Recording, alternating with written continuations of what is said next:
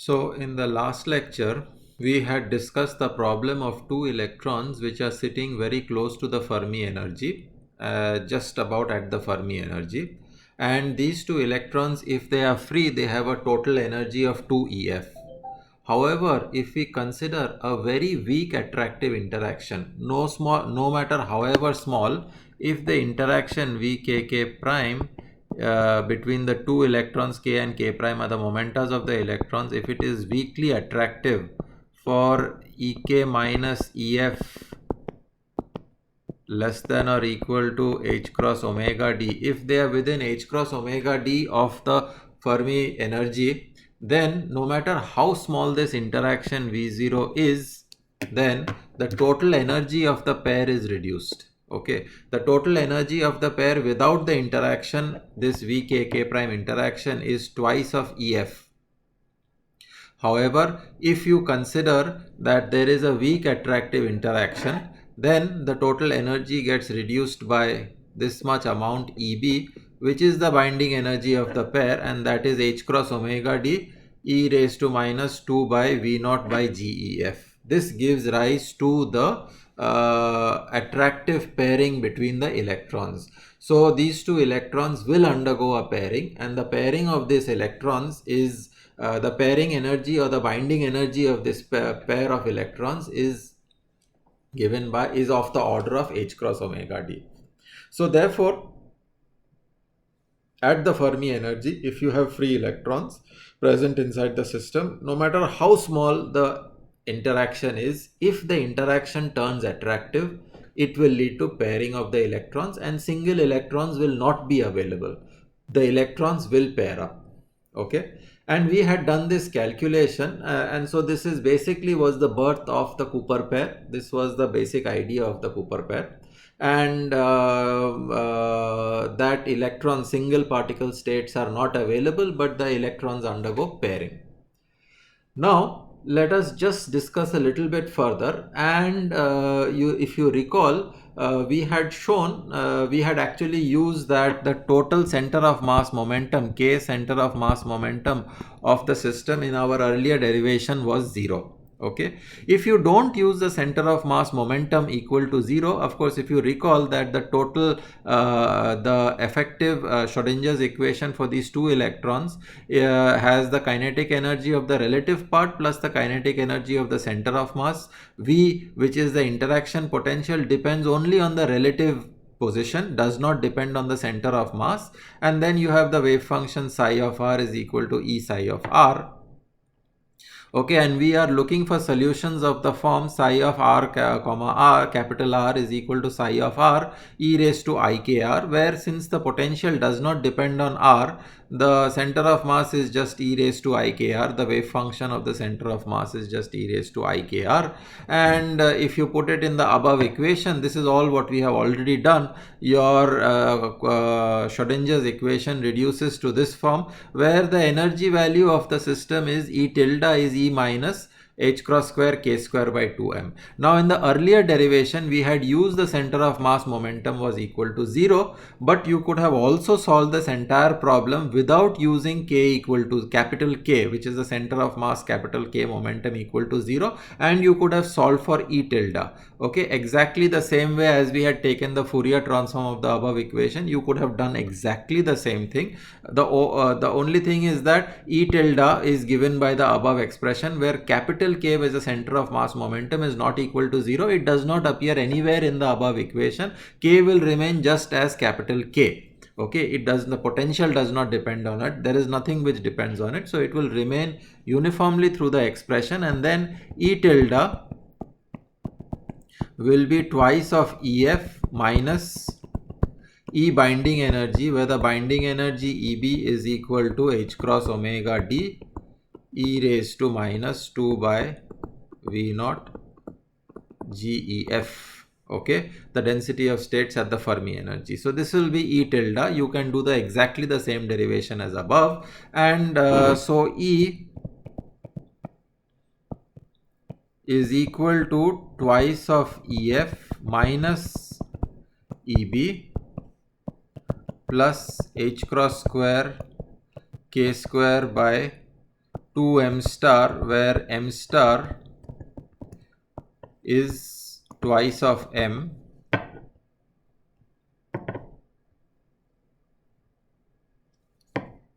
m star is twice of m. So in the presence of capital K not equal to 0, that is the center of mass momentum,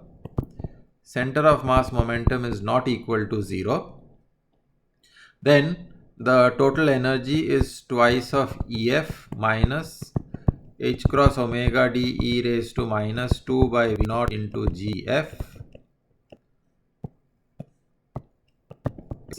h cross square k square by 4m.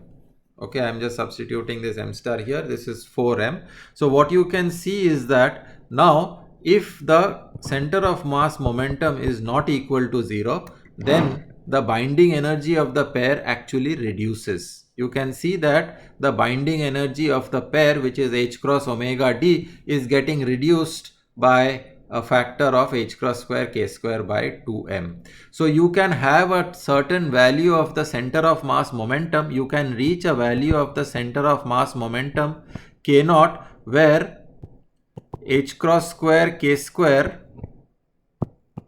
by 4m will become equal to h cross omega d e raised to minus 2 by V naught GEF.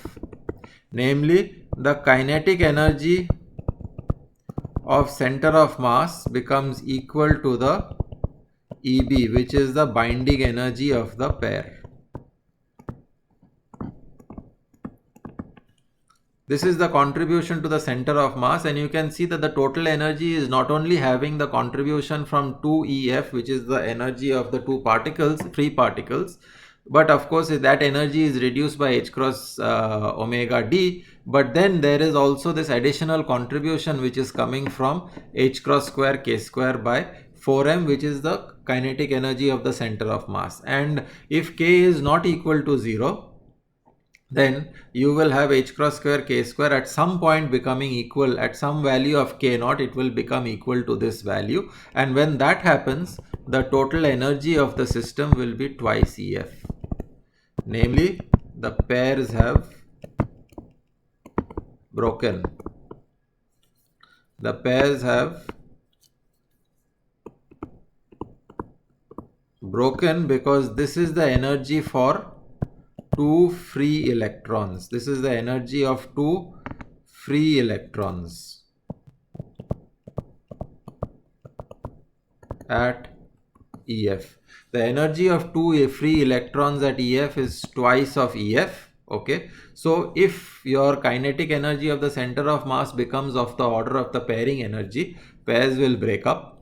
Okay, and the typical current density at which these pairs will break up, the typical current density will be Ns twice of E h cross square h cross k by 2m. Okay, where m star is twice of m. Okay, this is basically the density of electrons, the total charge of the Cooper pair. Okay, so this is and then this is Ns E h cross k naught by 2m, and this, if you substitute it from above, okay, this is nothing else but the binding energy. This is EB. If you recall, this was your binding energy. So from the above you can show that this is twice NSE divided by square root of EB by m. Okay, so at this value of the current density, the pairs will start breaking up, because at this value of the current density, the kinetic energy of the center of mass of the pairs is so large that if it becomes of the order of the binding energy, it will start breaking up the pair. So this is actually the limiting value of the current, limiting value of the current. Okay, so you cannot send in arbitrarily high values of current into the superconductor where the charge carriers, which are the Cooper pairs, are carrying the current. For arbitrarily large values of for very high values of current density or the depairing current density, you can reach a stage where the center of mass momentum has so much energy that it can lead to breaking up of the pairs. Okay, and that is the depairing current density, which we have got a rough estimate of using the above formalism. Okay, using the above derivation, we have got this idea of the depairing current density or the limiting value of the current density. And this is the question which a lot of you have been asking during the course. Okay, so here is the sort of derivation, simplified derivation that you can look at. Okay, now let us discuss why do Cooper pairs have total spin S is equal to 0. Okay, so we will look at this question as to why the two Cooper pairs which are paired up, they have of course momentums which are equal and opposite, minus k and plus k, but why should they have spin up and spin down? Why should they be paired up as spin up and spin down, and they should be paired up? Okay, so recall that from our earlier discussion we had already argued that k should be equal to 0. If you recall the discussion of these two Fermi surfaces with a gap around it, these were quite a few lectures earlier in which I had discussed where I had given a physical qualitative picture of BCS theory and why pairing occurs. Okay, in those lectures we had already discussed that to have a gap in the density of states for the many particle system, you need to have the total center of mass momentum equal to 0. That is where you can have the total number of density of states maximizes where within h cross omega d of the Fermi energy. Okay, so you should have a center of mass momentum equal to 0, and if you recall in our earlier lecture on the derivation that we did for this two electron system, bound pair of electrons, the lowest ground state energy of the system where it develops a binding, okay, the lowest energy is when k is equal to 0. So the ground state of this pair is also k is equal to 0. Okay, so we know that its center of mass momentum is equal to 0, so they have to be paired with k1 and k2 equal to 0, or they should have equal and opposite momenta.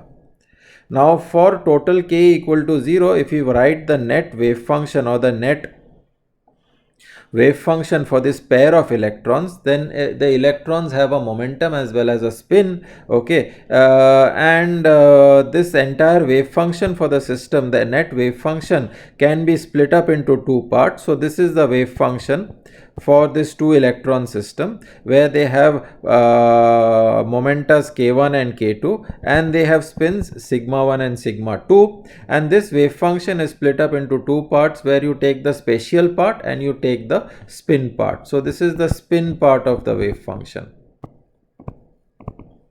Okay, and we know that the total momentum of the particle is 0, angular momentum is 0, so the spatial part is symmetric, but the net wave function for the two electrons has to be antisymmetric. We know that the net wave function for the two electrons has to be antisymmetric, so therefore the spin part of this two electron system has to be antisymmetric. Okay, so that the total wave function is antisymmetric, because the spatial part is symmetric, it is in the 0 angular momentum state for the lowest energy. Okay, it's in the 0 angular momentum state, and because it's in the 0 angular momentum state, this is also one reason why we call it as an S wave. BCS is an S wave type order parameter. Okay, this is like in the hydrogen atom, L is equal to 0 corresponds to the S state. Okay, so similarly this is the same reasoning that we say that the Cooper pairs are defined by an S wave order parameter. Okay, now and the order parameter basically relates to the gap, the energy gap or the binding energy. It is actually spherically symmetric, just like the s wave, the s orbital in the hydrogen atom is spherically symmetric. Similarly, the gap delta, capital delta, which we derived, okay, the binding energy of the pair is spherically symmetric in the momentum space. Okay, in the momentum space around the Fermi energy, the gap value is exactly spherically symmetric for the angular momentum state L is equal to 0. Okay, now so let's get back to the derivation. We have this, we can write down this antisymmetric part of the spin part as like this. Okay, this is the antisymmetric part. Okay, and now we consider the scattering. Okay, the scattering, basically you have the scattering potential V k1 k2, which actually takes these two electrons with momentum k1 and k2. They have, of course, have equal and opposite momenta. There is an exchange of phonons, okay, and they scatter out to k1 prime and k2 prime. So basically, where k1 and k2 prime are also equal and opposite momenta, so you have this scattering potential k1 kv, which depends on k1 and k2 and scatters it from an initial state k1 k2 to a final state k1 prime and k2 prime. Okay, where k1 and k2 are equal and opposite momenta, and k1 prime and k2 prime are also equal and opposite momenta. Okay, so therefore your initial state of the wave function, which is this, is psi of k1 k2 sigma 1 sigma 2, and the final state is psi of k1 prime k2 prime sigma 1 sigma 2. Now remember that when it is scattering, the spin part of the wave function remains unchanged because the scattering potential k1 k2 just depends on the momenta and not on the spins. Okay, the scattering potential does nothing to the spins, so it goes from k1 prime k2 prime k1 to k1 k2 to k1 prime k2 prime. The two particle state goes to particle system goes from momentum states k1 k2 to k1 prime k2 prime because of the scattering potential v k1 k2, but the spin part remains unchanged. The spins remain exactly as they were before. Okay, so if this is the case, then we can calculate the scattering matrix. The scattering matrix connects the initial and the final states. The final state is n, which is given here, and the initial state is the m, which is given here. Okay, so you can write this scattering matrix element between the final and the initial state. The final and the initial states are connected by your scattering potential, which takes you from the initial state to the final state, which is, if you write it out like this, then it is just psi star k1 k2 prime sigma 1 sigma 2 v k k prime psi k1 k2 sigma 1 sigma 2. Okay, so now what you do is that you start opening out the terms which we had already shown. You write down the spatial part. This is the spatial part which is affected by this vkk1 prime, and the spin part, antisymmetric spin part, remains unchanged. So you have the product of these two terms. Okay, and if with a little bit of algebra you just multiply the terms. With a little bit of algebra, you can see that in the red curly brackets you have the following terms: sigma chi1 sigma 1 square plus into chi2 sigma 2 square plus chi1 sigma 2 square plus chi2 sigma 1 square. Okay, and then these are the cross terms. Okay, these are all the cross terms. This is called as the direct, this term is called as the direct term, and this is called as the